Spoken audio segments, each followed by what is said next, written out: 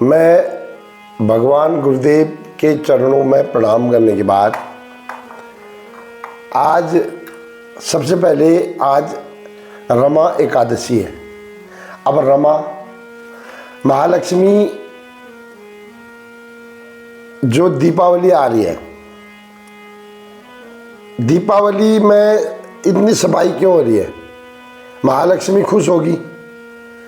खुश होगी, वरदान देगी, धन संपत्ति आएगी, सुख सब इसी के लिए तो हो रहा है।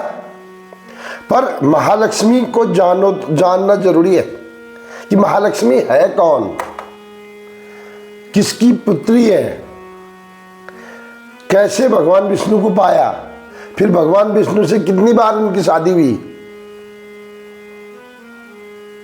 ये सब जानना चाहिए, तब वो खुश भी होगी।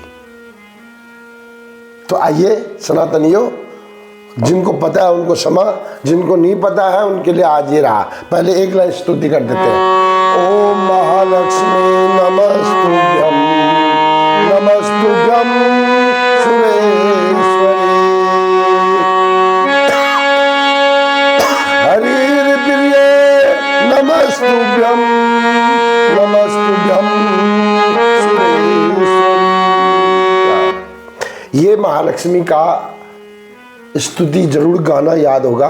तो इस बार फिर पैसे ही पैसे, इस जेब में पैसे, इस जेब में पैसे। अभी आप बोलोगे हमारे तो छोटे तेरे आए, मेरे से पूछोगे, मैं बोलो हाँ आए। मेरा तो कोई क्षण नहीं जिस क्षण पैसा नहीं आता मेरे पास। ये मैं आप खुले आम बता रहा हूँ, ऐसा कोई बताता नहीं। तो आइए चलते हैं महालक्ष्मी के बारे में जानते हैं। महालक्ष्मी के प्राकट्य के 3 तरीके हैं। पहला, ब्रह्म वैवर्त पुराण में जब भगवान विष्णु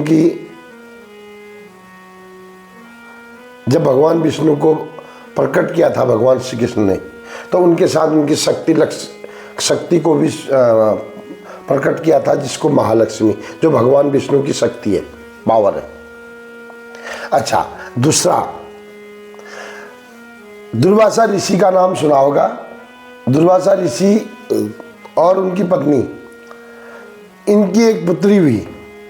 जैसे हिमालय मैना देवी की सती हुई थी पार्वती माता, उनने तपस्या की तो शिव जी को प्राप्त किया। और ऐसे दुर्वासा ऋषि और उनकी पत्नी की जो पुत्री हुई, उसने तपस्या की और भगवान विष्णु को प्राप्त किया, विवाह हो गया। अब विवाह के सुखपूर्वक वैकुंठ में रहने लगे। भगवान विष्णु आराम करते थे, माँ लक्ष्मी चरणों की सेवा करती थी। एक दिन उनके पिताजी आ गए। उन्होंने अपने दामाद पर, भगवान विष्णु पर शादी में लात मार दी। भगवान विष्णु को तो गुस्सा नहीं आया लात मारने पर भी, लेकिन लक्ष्मी माता को अच्छा नहीं लगा। लक्ष्मी माता छोड़ के चली गई पाताल में। अब भगवान विष्णु आंख बंद करके रहने लगे पत्नी के वियोग में, माँ के वियोग में। तो क्या हुआ, इत्तेफाक से देवताओं और राक्षसों के बीच लड़ाई शुरू होगी। गमचम गमचम गमचम गमचम हो गई। अच्छा, हो गई तो जब देवता हारने लगे तो दौड़ दौड़ के विष्णु भगवान के पास आए।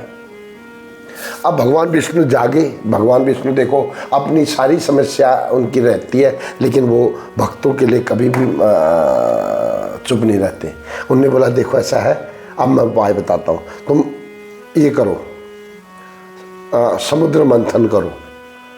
अब समुद्र मंथन में जो भी निकलेगा उससे अमृत निकलेगा, वो तुम पियोगे, तुम पावरफुल हो जाओगे, अमर हो जाओगे और तुम जीत जाओगे। तो समुद्र मंथन हुआ, उसमें 14 किस्म के रत्न निकले, जिसमें माता लक्ष्मी भी निकली।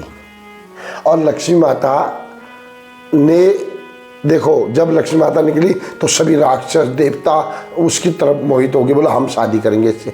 अब बोला देखो भैया, एक धनवंतरी भगवान आए। फिर उन्होंने फैसला किया, उन्होंने बोला देखो ऐसा है, आप अपनी मर्जी से एक लड़की से कैसे शादी कर सकते हो, उसको अपना फैसला करने दो।